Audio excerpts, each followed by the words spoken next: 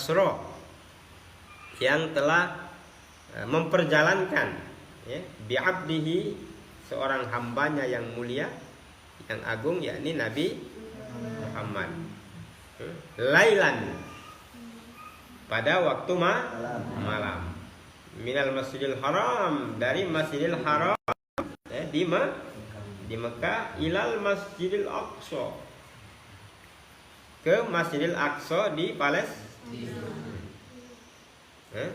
alladzi barakna haulahu, yang telah kami berkati di sekelilingnya. Masjidil Haram ke Masjidil Aqsa, terus ke langit, sampai ke langit yang paling akhir, sampai ke Sidratul Muntaha. Muntaha itu tanpa batas artinya, sampai langit ujung. Dan itu hanya hitungan setengah malam. Wah, hebat dah, luar biasa dah perjalanan Isra dan Mi'raj, setengah malam.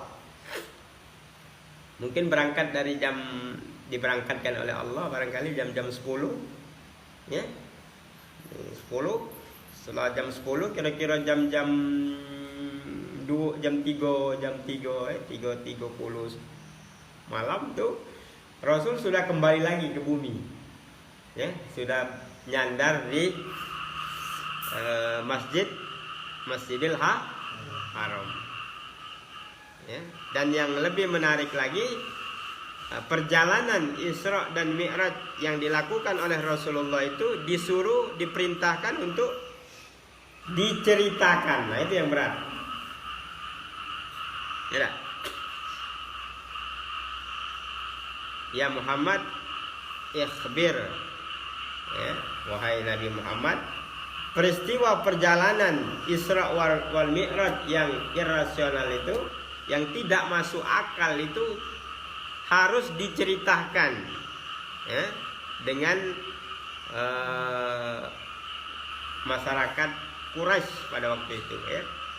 Bingung Rasulullah, karena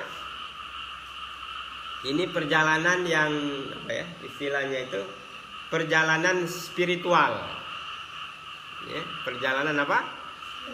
Perjalanan spiritual, tidak masuk akal, ya, dari Masjidil Haram, ya. Setelah itu belum ada pesawat terbang, ya, ya, dari Masjidil Haram ke Masjidil Aqsa di Palestina. Dari Masjidil Aqsa langsung naik ke langit, sampai ke langit yang terakhir, sampai ke Sidratul Muntaha, ketemu dengan Allah. Setelah itu turun lagi, ya, insyaallah. Nah, disitulah terjadi ujian, ya, ujian terhadap pengikut sahabat-sahabat Rasulullah yang imannya belum begitu yakin, keluar dari Islam. Tidak mungkin Al-Muhammad majnun, ya. Nabi Muhammad dikatakan seorang nabi yang gila, majnun, dan mengarang-ngarang cerita. Tidak mungkin. Sehingga yang yang imannya baru masuk Islam, belum kuat, kembali lagi ke agama asalnya, ya. Dan bagi sahabat-sahabat yang sudah yakin keimanannya, semakin kuat, ya, semakin bertambah keimanan mereka terhadap dinul Islam dan terhadap kenabian, kerasulan Nabi kita Muhammad sallallahu alaihi wasallam. Yang selanjutnya yang Ustadz ingin sampaikan, dalam peristiwa Isra wal Mi'raj itu ada sebuah perintah yang luar biasa hebatnya, ya. Ada perintah yang diperintahkan oleh Allah kepada Nabi kita Muhammad dan harus dijalankan oleh umat Nabi Muhammad. Apa itu? Sholat. Jadi bulan Rajab ini adalah bulan di mana Allah memerintahkan kepada umat Muhammad, kepada Nabi Muhammad satu perintah yang luar biasa, ya, yakni salat. At-tafriq bainal kafir wal muslim as-salat, ya, yang membedakan antara muslim dan orang-orang di luar muslim adalah as-salat. Jadi luar biasa. Dalam hadis yang lain misalnya kita temukan awalu yuhasabu yaumal qiyamah as-salat. Ya, nanti yang pertama, ya. Jadi pertama nanti ketika kita menghadap Allah, yang dievaluasi oleh Allah itu apa? Yang pertama dievaluasi oleh Allah, yang dilihat oleh Allah dari seorang hamba, dari seorang umat Muhammad itu tidak ada yang lain. As-salat.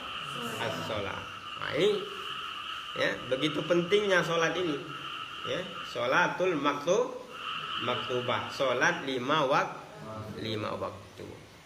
Ya, jadi jangan coba-coba kalau mengaku muslim untuk melalaikan, ya, apalagi meninggalkan begitu yang namanya solat 5 waktu. Ya, dalam hadis yang lain dijelaskan bahwa sholat 5 waktu itu sebagai imat. Mana imat? Sebagai tiangnya agak. Man akomaha, barang siapa akoma, ya, mendirikan, menegakkan, melaksanakan sholat, faqad akomaddin, maka sesungguhnya dia menegakkan agama. Apa Ustaz arti menegakkan agama itu? Itu tadi, ya, dia telah merealisasikan, dia telah mengaplikasikan, ya, nilai-nilai sholat, ya, ke dalam kehidupannya. Artinya orang yang bisa memakmurkan bumi Allah ini hanyalah pribadi-pribadi yang sholat. Karena misi Allah, di antara sekian banyak misi Allah menjadikan manusia ini di muka bumi apa? Sebagai apa? Sebagai khalifatu fil ard. Ya. Jadi manusia ini diciptakan Allah, salah satu misi, ya, yang Allah tugaskan sebagai apa? Khalifatu fil ardi, sebagai wakil Allah di muka bumi. Nah, bagaimana wakil-wakil Allah yang bisa memakmurkan bumi ini? Wakil-wakil Allah yang bisa memakmurkan bumi ini siapa? Pribadi-pribadi yang sholat. Ya. Karena sholatlah nanti yang akan menjadi menjadi pengontrol. Ya. Jadi sering Ustaz sampaikan, berakhlak atau tidak berakhlaknya seseorang itu tergantung dari sholatnya. Itu kan? Pribadi yang tidak sholat maka kecenderungan untuk menjadi apa?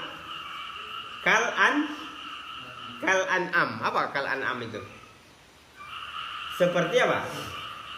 Seperti binatang. Ya itu. Jadi Allah memerintahkan wajib sholat itu tadi, agar dalam pribadi orang yang sholat itu ada kontrol ketika hendak melakukan perbuatan yang di luar aturan Allah. Nah itu. Karena kalau kita hidup ini tidak ada kontrol, itu tadi, ya, kita akan menjadi apa? Kal an'am, menjadi binatang. Binatang itu seperti apa binatang itu? Binatang itu ya itu tadi, semuanya gitu, ya. Ya enggak? Ya.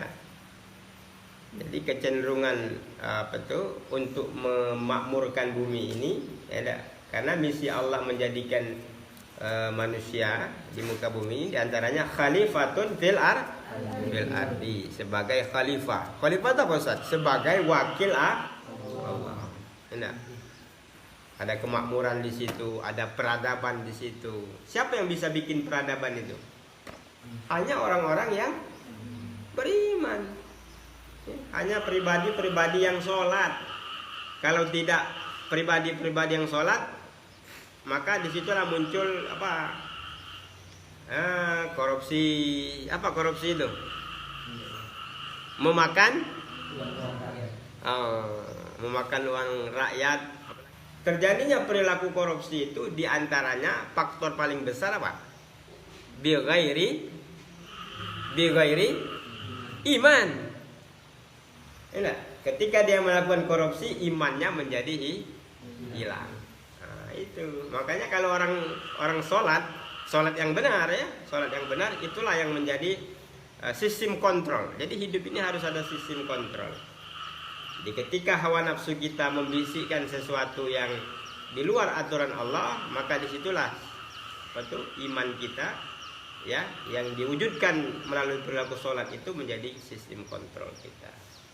Nah, kali ini Ustadz akan menyampaikan ya bagaimana begitu kiat-kiat agar sholat kita itu menjadi sholat yang dalam Al-Quran ya diistilahkan dengan tanha anil fahsya'i wal munkar.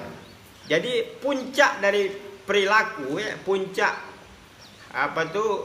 hasil yang diinginkan ya dari orang-orang yang melakukan sholat itu sesungguhnya adalah tanha anil fahsya'i wal munkar.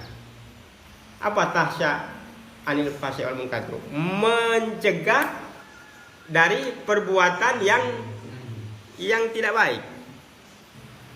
Kalau bahasa keren sekarang itu bagaimana sholat itu menjadi tadi yang saya sampaikan sebagai sistem kontrol.